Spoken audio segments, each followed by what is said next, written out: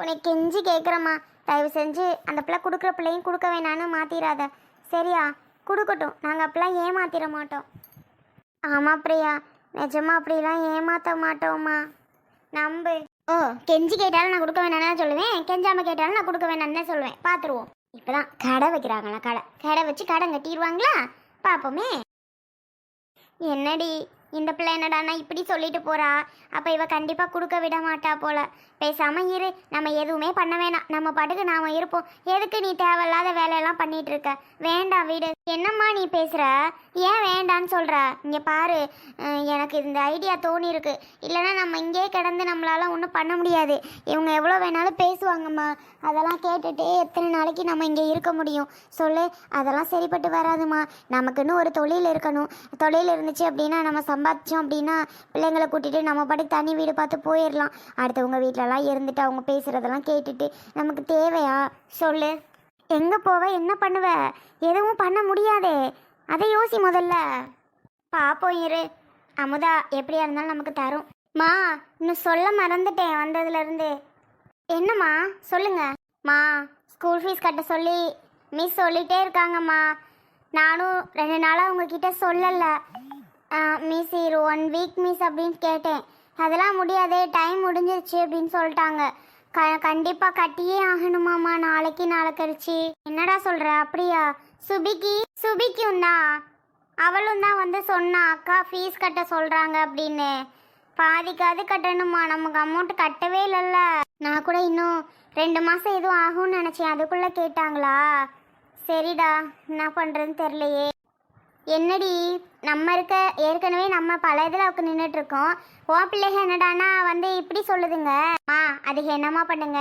முன்னாடிலாம் கேட்குறதுக்கு முன்னாடியே நம்ம ஃபீஸை கட்டிடுவோம்.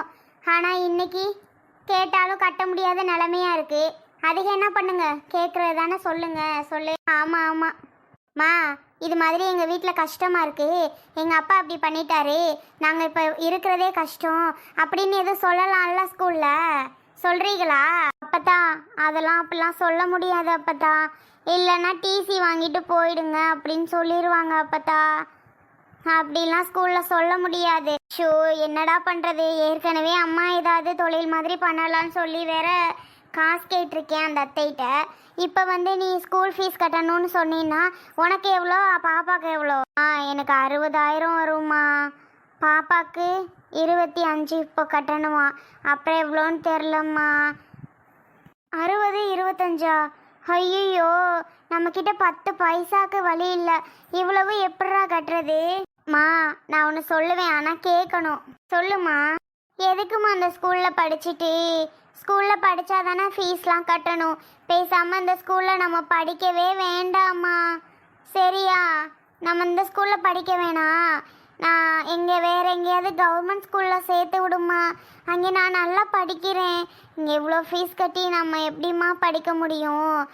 இனிமேலாம் சான்ஸே இல்லைல்ல, நம்மளால் முடியாதுல்ல. அதனால் நீ கவர்மெண்ட் ஸ்கூலாக பார்த்து என்னை சேர்த்து விடுமா, என்னையும் சுபியையும். சுபி சொல்லுடி, என்னடி சிரிச்சிட்டு இருக்க?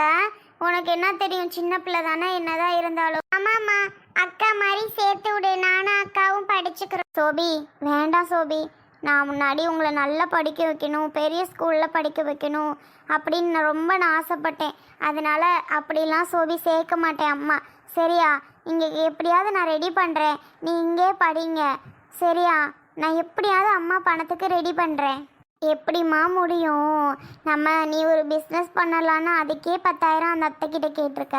அதுவே பாவம், அவங்க வட்டிக்கு வாங்கி தரேன்னு சொன்னாங்க. அதுக்கு மந்த்லி வட்டி கட்டவே முடியுமோ முடியாதோ? எங்களுக்கு ஃபீஸ்க்கு எப்படியும் 1 லட்சம் எங்கே இருந்துமா வாங்க முடியும் நம்மளால்?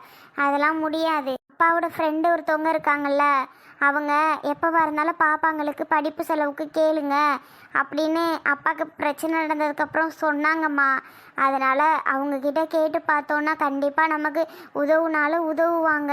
அதனால் அவங்கக்கிட்ட அம்மா நான் கேட்டு பார்க்குறேன். ஆமாடி, அதான் அவங்க எப்போவுமே உனக்கு உதவுறேன்னு சொல்லியிருக்காங்கல்ல, அப்புறம் எதுக்கு? அவங்கக்கிட்டே போய் கேட்டு பாரு, கொடுக்காம இருப்பாங்களா நமக்காக? கண்டிப்பாக கொடுப்பாங்கடி. அதாம்மா நானும் நினச்சேன், அவங்கக்கிட்ட கேட்டோன்னா கண்டிப்பாக கொடுக்காமையா இருப்பாங்க.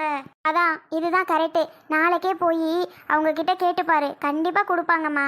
ஆமாம்மா, நல்ல வேளை அந்த ஐடியா டக்குன்னு எனக்கு தோணுச்சு.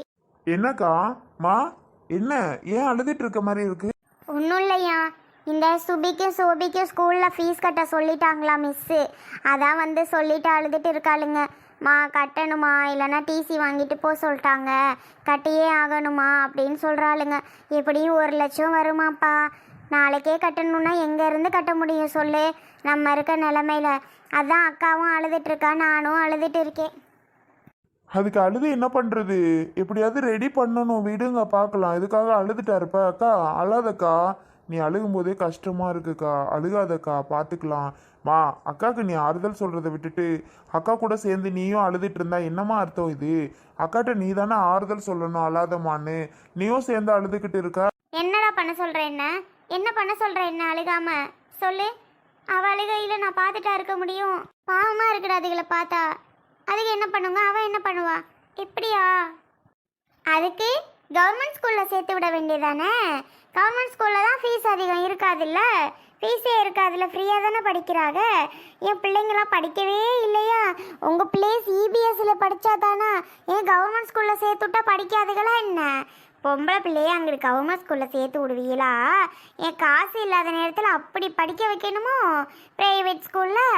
அதெல்லாம் ஒன்றும் வேண்டாம், கவர்மெண்ட் ஸ்கூலில் சேர்த்து விடுங்க எங்கேயாவது. என்னம்மா நீ பேசுகிற? சின்ன வயசுலேருந்து அதுக இங்கிலீஷ் மீடியத்தில் படித்த பிள்ளைய, அதுகளுக்கு போய் இப்போ கவர்மெண்ட் ஸ்கூலில் தமிழ் மீடியத்தில் படிக்க வச்சா சரியாக வருமா? ஆமாம் பிரியா, அதுங்களுக்கு செட் ஆகாதுமா. அதான் கிட்ட யோசிச்சுட்டு இருக்கேன். சோபிலாம் சின்ன வயசுலேருந்து படிக்கிறா, சுபியாவது சின்ன பிள்ளை, அதனால் அதுகளுக்கு அந்த ஸ்கூல்லாம் செட் ஆகுமா என்னன்னு தெரியல. ஆனால் அவள் படிக்கிறேன்னு தான் சொல்கிறா. நான் தான் செட் ஆகுமோ ஆகாதோன்னு யோசிச்சுக்கிட்டு இருக்கேன் இப்போ. பிரியா, அக்கா சொல்ற மாதிரி கரெக்டு பிரியா. அதனால அவங்க எதுக்கு சும்மா இங்கே படிக்கிற ஸ்கூல்லே படிக்கட்டுமே. படிக்கிற ஸ்கூலில் படிக்கட்டும், யார் வேணான்னது? 1,00,000க்கு காசுக்கு எங்கே போவாங்க சொல்லுங்க? 1,00,000 காசுக்கு எங்கே போவாங்க? அண்ணன் முதவாது தம்பிக்காரு நல்ல பிஸ்னஸ் மேனாக இருந்தார், பணக்காரனாக இருந்தார். தம்பிக்காரர் நினச்சப்பெல்லாம் அக்காவுக்கு உதவுறதும் அக்காவுக்கு கொடுக்குறதுமா இருந்தார். இப்போ தம்பிக்காரே பூண்டியாக போயிட்டாரு. தம்பிக்கார் எங்கிட்ட அக்காவுக்கு கொடுக்கறது, எப்படி உதவுறது சொல்லுங்க? பிரியா, என்னால் முடியாது தான். அதுக்காக ஸ்கூலுக்கு சேர்த்து விட்டு பிள்ளைகள் நல்லா படிக்கிறதுக்கு கூடவா முடியாது? என் ஃப்ரெண்ட்ஸ் சர்க்கிளில் கேட்டேன்னா கண்டிப்பாக படிப்பு செலவுக்கு எல்லாரும் உதவுவாங்க. சரியா? நான் கேட்டுக்கிறேன். உங்கள் ஃப்ரெண்ட்ஸ் சர்க்கிளில் கேட்குறீங்களா? சரியா போச்சு. ஆமாம், இந்த பிள்ளைக்கு அப்பான்னு ஒருத்தர் இருக்காரே, பெத்தாரே, அவர்கிட்ட கேட்க வேண்டியதானே? எனக்கு நான் எல்லா சோழியும் முடிச்சுட்டு போயிட்டு நல்லா ஜெயிலில் உட்காந்துட்டாரு. இப்போ நாங்களாக கிடைச்சோம், அந்த அப்பாவோட சொந்தக்காரங்களை யாராவது கிடப்பாங்களா, அவங்கள்ட்ட போய் கேட்க சொல்லுங்கள். இல்லைன்னா அவங்க சொந்தக்காரங்களை யார்கிட்ட போய் கேட்க சொல்லுங்கள். நீங்கள் எதுக்காக வாங்கி தரணும்? நீங்கள் எதுக்காக வாங்கி தரணும்? வேலையே கிடைக்காம தெரியுறீங்க. இந்த காலத்தில் உங்கள் ஃப்ரெண்ட்ஸாக இருந்தாலும் சும்மாலாம் கொடுக்க மாட்டாங்க. காசு கண்டிப்பாக திருப்பி தரணும். அது படிப்பு செலவுக்காக இருந்தாலும் சரி, எந்த செலவுக்காக இருந்தாலும் சரி. சரிங்களா? என்ன பண்ணணும் பிரியா? அதுக்காக அதுகளை கொண்டு கவர்மெண்ட் ஸ்கூலில் சேர்த்து விடுங்கன்றியா? அதுகளுக்கு செட் ஆகாது, அதுக்கெல்லாம் அங்கே படிக்காதுங்க. கவர்மெண்ட் ஸ்கூல்லாம் என்ன நிலைமையில இருக்குன்னு உனக்கு தெரியுமா? பெருசாக பேச வந்துட்டா. அங்கே எந்த பிள்ளை நல்லா படிக்குது சொல்லு? சும்மா பேசுகிறப்பதான். இங்கே பாருங்க, நீங்கள் படிக்க வைக்கலன்னு மட்டும் சொல்லுங்கள், ஆனால் கவர்மெண்ட் ஸ்கூலில் குறை சொல்லாதீங்க சரிங்களா? ப்ரைவேட் ஸ்கூலை விட கவர்மெண்ட் ஸ்கூல் பெட்டராக தான் இருக்குது, சூப்பராக இருக்குது. கோச்சிங் சூப்பராக சொல்லித்தராங்க, பாடெல்லாம் நல்லா நடத்துகிறாங்க, டீச்சர்ஸ்லாம் நல்ல இதாக இருக்காங்க. உங்களுக்கு என்ன தெரியும்? தெரிஞ்ச மாதிரி பேசுகிறீங்க. கவர்மெண்ட் ஸ்கூலில் ஏன் கவர்மெண்ட் ஸ்கூலில் சேர்த்துட்டு அதெல்லாம் படிக்காதுங்களா? என்ன படிக்காதுங்க? அங்கே மட்டும் நல்லா படிக்குதுங்களா என்ன? இதெல்லாம் ஓவராக இருக்குது. காசு இல்லைன்னா கவர்மெண்ட் ஸ்கூலில் சேர்த்து விடுங்களே. அப்படி யாருக்கிட்டையாவது ஓசி வாங்கி, அப்படி யாருக்கிட்டையாவது கடன் வாங்கி தான் அதுகளை அவங்க சிபிஎஸ்சியில் படிக்க வைக்கணுமா என்ன? இப்போ நிலமையே மாறிடுச்சு. அது என்ன ஸ்கூல் மட்டும் பெருசாக அங்கே படிக்க வைக்கணும்? இல்லை என்னன்னு கேட்டேன் நான். ஒரு அளவு தாங்க, ஒரு அளவு தான். சும்மா எல்லாத்துக்கும் கடன் வாங்கிட்டு எல்லாத்துக்கும் பண்ணிட்டுலாம் இருக்க முடியாது. நம்மளால் தகுதிக்கு முடியுமா? சரி சரி ஓகே, இந்த வருஷம் நீங்கள் கடன் வாங்கி அதுகளை படிக்க வைக்கிறீங்க. அடுத்த வருஷத்துக்கு என்ன பண்ணுவீங்க? அதுக்கு அடுத்த வருஷம் என்ன பண்ணுவீங்க? அதுக்கு அடுத்த வருஷத்துக்கு என்ன பண்ணுவீங்க? எல்லாத்துக்கும் ஒவ்வொருத்தவங்கள்ட்ட போய் கேட்டுகிட்டே இருப்பீங்களா? சொல்லுங்கள், எல்லாத்துக்கும் ஒவ்வொருத்தவங்கள்ட்ட எனக்கு படிப்பு செலவுக்கு கொடு, படிப்பு செலவுக்கு கொடுன்னு சும்மா கேட்டுகிட்டே இருக்க முடியுமா என்ன? அவங்க கொடுத்துட்டேவா இருப்பாங்க? கவர்மெண்ட் ஸ்கூலில் பார்த்து சேர்த்து விடுங்க, அங்கே போய் படிக்கட்டும் சும்மா. மாமா, நானும் பாப்பாவும் கவர்மெண்ட் ஸ்கூலில் படிக்கிறோம் மாமா. அப்படி தான் நான் அம்மா கிட்ட சொல்கிறேன். ஆனால் அம்மா தான் கேட்க மாட்டேங்குது. இத்தனை வருஷமா அவங்கள நல்லா படிக்க வச்சுட்டு இப்போ திடீர்னு ஸ்கூலில் மாற்றினா எப்படிம்மா எனக்கு மனசு கேட்கும்? சொல்லு சோபி, எப்படி கேட்கும்? நீ சொல்கிற, நீ வந்து நிலமே புரிஞ்சுட்டு அம்மா அவ்வளோ கஷ்டப்படுது அப்படின்னு நினச்சிட்டு நீ சொல்கிறம்மா. ஆனால் அம்மாவுக்கு மனசே கேட்கல. கஷ்டமாக இருக்குது. என்னடா நம்ம பிள்ளைங்கள் நிலமை அப்படி இருக்கே அப்படின்னு. மா விடுமா, இதுக்கெல்லாம் நம்ம கடன் வாங்கிலாம் படிக்க முடியாது. என்ன நீ அந்த ஸ்கூலில் தான் நல்லா படிக்க முடியுமா? ஏன் இந்த ஸ்கூலில் படிக்க முடியாதா என்ன? அந்த ஸ்கூலை விட இந்த ஸ்கூலில் நான் பெட்டராக படித்து காமிக்கிறேன், நீ வேணா பாரு சரியா? இதை நினச்சிலாம் நீ ஒன்றும் கவலைப்படாதம்மா, நான் பார்த்துக்கிறேன். எப்படிம்மா, எப்படி எனக்கு மனசே கேட்கல. சுசிலா வீடு என்ன பண்ணுறது, நம்ம சூழ்நிலை அப்படி மாறி போய் கிடக்கு. பிள்ளைகளை பள்ளிக்கூடத்தை மாற்று, அது வாட்டிக்கு இங்கே படிக்கட்டும். 1 லட்சம்லாம் யாருக்கிட்டையும் கேட்டுக்கிட்டு நிற்க முடியாது. சோத்திக்கே வழி இல்லை, உனக்கு படிப்பு செலவுக்கு வேணுமா அப்படின்னு சொல்லி ஒரு மாதிரி ஏசுவாவ. தேவையா? வேண்டாம், நீ பாட்டுக்கு சேர்த்து விடு. அக்கா நீ இருக்கா, நான் பார்க்குறேன். பிள்ளைகளை சும்மா மாற்றிட்டு பாவம்க்கா, அந்த பிள்ளைங்க மனசே கஷ்டப்படுங்க. சும்மா நீ இரு, நீ ஸ்கூல்லாம் மாற்ற வேணா, நான் என் ஃப்ரெண்ட்ஸ் சர்க்கிளில் கேட்குறேன். படிப்புக்கெல்லாம் அதெல்லாம் ஹெல்ப் பண்ணுவானுவ. இங்கே பாருங்க, தேவையில்லாமல் ஃப்ரெண்டுகிட்ட கேட்குறேன், அங்கே கேட்குறேன், இங்கே கேட்குறேன்னா வேலை வச்சுக்கக்கூடாது சொல்லிட்டேன். நான் உங்களுக்கு வேலைக்கே வழி இல்லாமல் இருக்குது. இப்போ இதுக்காக போய் உங்கள் ஃப்ரெண்ட்ஸ்கிட்டலாம் கேட்டுட்டா இருப்பீங்க. அதெல்லாம் ஒன்றும் தேவையில்ல. அதுகளை இங்கே சேர்த்து விடுங்கன்னா சேர்த்து விடுங்க. இதுக்கு மீறி நீங்கள் பண்ணிட்டு இருந்தீங்க அப்படின்னா உங்களுக்கும் எனக்கும் சண்டை தான் வர செய்யும் சொல்லிட்டேன். பிரியா உனக்கு என்ன பிரியா, அவன் வேலையை பார்த்துட்டு போக மாட்டியா? சும்மா ஏதாவது ஒன்று சொல்லிட்டு இருக்க. நான் சொல்கிறத கண்டிப்பாக நீங்கள் யோசிச்சு பாருங்கள், புரியும். என்னங்க, ப்ரைவேட் ஸ்கூலில் படித்தாதானா, கவர்மெண்ட் ஸ்கூலில் படிக்காதுங்களா? அந்த பிள்ளைங்களே நாங்கள் படிக்கிறோம்னு சொல்லுதுங்க. உங்கள் எல்லாத்துக்கும் என்ன வந்துச்சு?